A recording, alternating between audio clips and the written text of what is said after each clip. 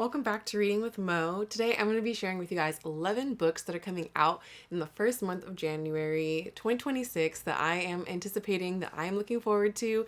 I love researching all the new releases that are going to be coming out every month. And in January, I said there's going to be 11 books that are coming out. This is not a comprehensive books of all the books that are coming out in the month of January, just the ones that have piqued my interest and that I am going to attempt to read.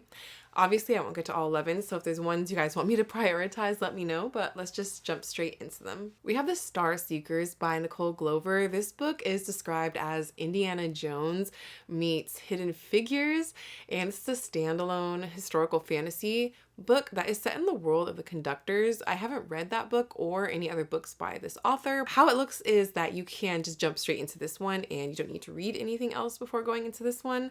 Also, we need a moment of appreciation for how pretty this cover is. That's really something that drew me in when I first came across this book. It's set in the space race of the mid 20th century. Our main characters are a Cynthia Rhodes, who's a brilliant arcane engineer at NASA's Ainsworth Research Labs, who's very talented, and she is also working with a man named Theodore Danner, who is dashing and a professor of arcane archaeology. She is also an amateur sleuth, something that has run in her family for generations. This sounds very much like a very action-packed, fast-paced adventure book, and I don't really read a lot of books that could be described like that, but I want to give this one a try and see if I like it. Next, we have a romantasy book, which so far I have not had the best of luck with, but the cover on this one is so beautiful, as well as how it sounds the story is going to be is beautiful as well. So I'm going to give this one a try. Like I said, this is a romantasy. It's set in a fantasy world, and it's following our main character. This is the author's actually adult debut novel. I believe previously that Isabel has only published young adults. It's described as a gorgeous, historical, and romantic fantasy that will leave readers breathless for more. Our main character, Ravina, is a sculptress, and she has used that to shape beauty from stone, but she has a secret. She's desperate to save her brother, so she enters into this competition, and she's trying to save him, but she's now a captive in Florence, which is described as a cutthroat city, and she is forced into a dangerous task where failure means certain death. We Inherit the Fire by Kagiso Lesego Malope. I really hope I pronounced that name correctly, but this is a look at a fractured relationship between a mother and her daughter. The setting of this book is during the apartheid in South Africa. Our main character is a teenager, Kalilo, and in late 1980s South Africa, she's forced to leave her mountain school for a newly desegregated school in town. There, her identity as the daughter of a celebrated freedom fighter makes her an instant curiosity, but she's struggling with a mother who is emotionally unreachable, still haunted by the violence and deprivation she endured as a political prisoner under apartheid. Next up, we have a book called Grace by Chika Unigwe. This book, I'm not sure if they're releasing a physical copy of it. I haven't been able to find that information because so far the only thing I could see is that there's an edition being released by Canongate Books on Kindle. So maybe this is a Kindle only book, at least for now. I'm not sure. I'm sure as the published date happens, which is January 15th, then I will know for sure. This book is from the winner of the Nigeria Prize for Literature, and we're following Grace, who it's baby's birthday, but Grace has not seen her firstborn in 26 years. Now a wife, mother to twin daughters, and the owner of a successful medical clinic, Grace has carefully constructed a new life. And now the secret she's kept for decades is about to resurface, and it can destroy everything. Grace was only 15 when she got pregnant, and under pressure from her parents gave baby away. Unable to forgive their decision, she cut them off completely. Now, when Grace's estranged mother walks back into her life unannounced, the fragile existence she spent years building begins to unravel. I've been refraining myself from saying it too much, but that sounds so good. But obviously all these books sound so good to me, but I'm just really excited for the books that are coming out in 2026. Next up, we have Rules of the Heart by Janice Hadlow. This author also wrote The Other Bennett Sister, which I previously read and really enjoyed, so I'm looking forward to enjoying this book as well. It is also a historical fiction novel, and this one is about the perils of all-consuming love inspired by a real-life 18th century love affair. It takes place in England in 1794. Lady Harriet, who is in her 30s, and the veteran of several liaisons, finds herself pursued by a much younger man. It's not unusual in her circle, where married women often take younger lovers. No one minds much, provided they follow the rules of the game. Don't embarrass your husband, maintain complete discretion at all times, and never make the mistake of falling in love. So when she meets Lord Granville, who is 12 years younger than her, but handsome, and she's confident she can manage their affair until she finds herself falling uncontrollably under his spell. And she finds herself in way too deep, and now she can't escape the scandal that seems like is going to take over her life. Next up, we have The Infamous Gilberts by Angela Tomasky. This is described as a darkly funny debut novel along the lines of The Remains of the Day meets The Royal Tenenbaums, and we're following this wealthy, eccentric family, and they're in decline in the secrets held within the walls of their crumbling country manor. Thornwalk, a once stately English manor, is on the brink of transformation. Its keys are being handed over to a luxury hotelier who's going to completely renovate it. Through the eyes of one of the neighbors, we are taken on a guided tour into the rooms filled with secrets and memories, each revealing the story of the 5 Gilbert sisters, or siblings, I should say. And the book spans the eve of World War II all the way up to the early 2000s.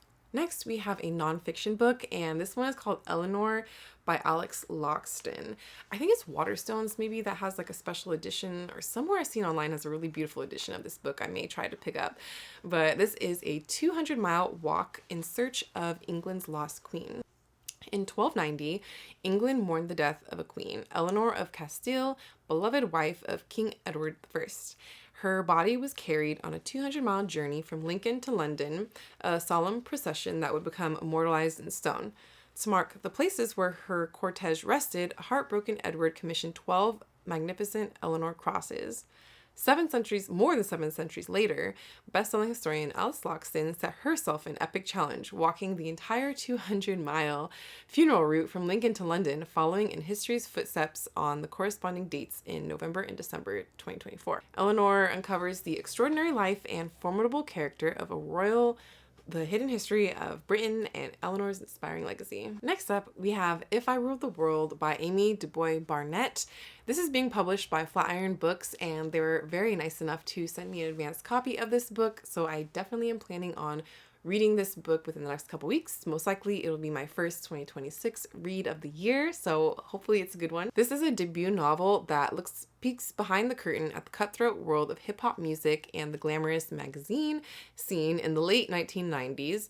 And it's 1999, and Nikki Rose is the only Black editor on the staff at a prestigious fashion magazine she once thought would be her ticket to becoming a respected editor-in-chief.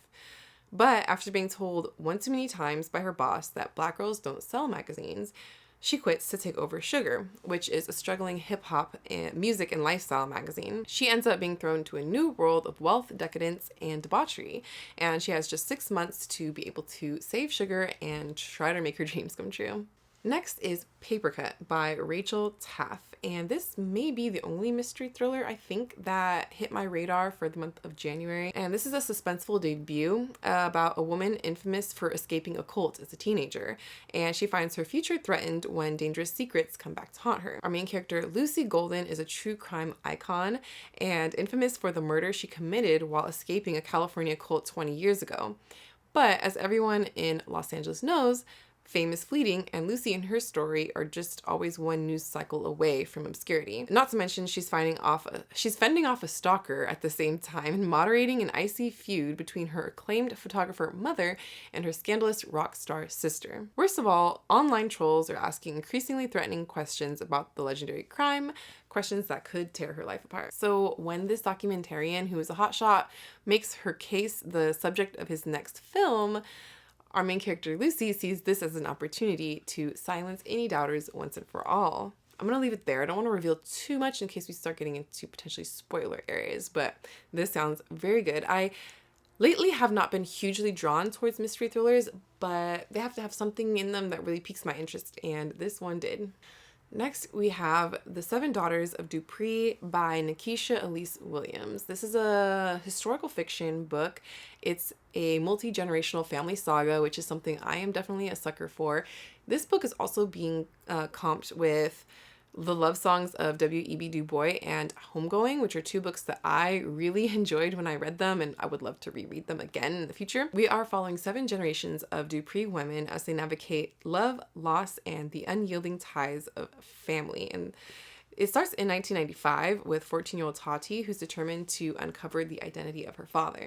We jump to Juby, who in 1917 is attempting to pass for white and that ends when she gives birth to Ruby. Like I mentioned before, we're following 7 generations or women that are all part of this same family, and they're bound by a mysterious malediction that means they will only give birth to daughters. And the Dupree women confront a legacy of pain, resilience, and survival that began with an enslaved ancestor who risked everything for freedom. The story explores themes of generational trauma, Black women's resilience, unbreakable familial bonds, and explores the ripple effects of action, secrets, and love through 7 generations of Black women. Last, but certainly not least, and again, another moment of appreciation for a very beautifully designed book cover, we have Women of a Promiscuous Nature by Donna Everhart. This book is described as Girl Interrupted meets The Handmaid's Tale, and it's set in 1940s North Carolina. And as a young woman accused of promiscuity and unjustly incarcerated at the State Industrial Farm Colony for Women, it's based on the long-buried history of the American Plan. This powerful and shockingly timely story of resistance and resilience exposes the real government program designed to regulate women's bodies and sexuality throughout the first half of the 20th century. One day, our main character, who is 24-year-old Ruth Foster, is stopped on her way to work by a local sheriff, and he insists that she accompany him to a health clinic, threatening to arrest her if she doesn't undergo testing in order to preserve decency and prevent the spread of sexual disease. But the thing is, Ruth herself hasn't done any more than just kissing a man, and by the end of the day, she's one of dozens of women held at the State Industrial Farm Colony for Women. Some are there because they were reported for promiscuity by neighbors, husbands, strangers. Some were accused of prostitution. Others were pretty and unmarried or poor and suspicious. One was eating dinner alone in a restaurant. Another spoke to a soldier. Their superintendent, Dorothy Baker, is convinced that she's transforming their souls into upstanding members of society, and she's overseeing the women's medical treatment and training until they are deemed ready for parole. Sooner or later, everyone at the colony learns to abide by her rules or face the consequences, but some refuse to be cowed and will fight back at any cost. So those are all 11 books that are coming out in the month of January that I am interested in reading, that I think sound really great. There's so many other books that are coming out as well that I know are maybe some of them will be a little bit bigger books and on more people's radars, but for me, these are the ones that I personally am very excited to read. I'm just sad, if anything, that I'm not going to be able to get to all 11 books, at least in January. Throughout the year, maybe we'll see, but I'm going to get to at least 4 of these books. So let me know which ones you guys think I should prioritize. And if there's any other books I missed that are coming out in the month of January that you think should be on my radar.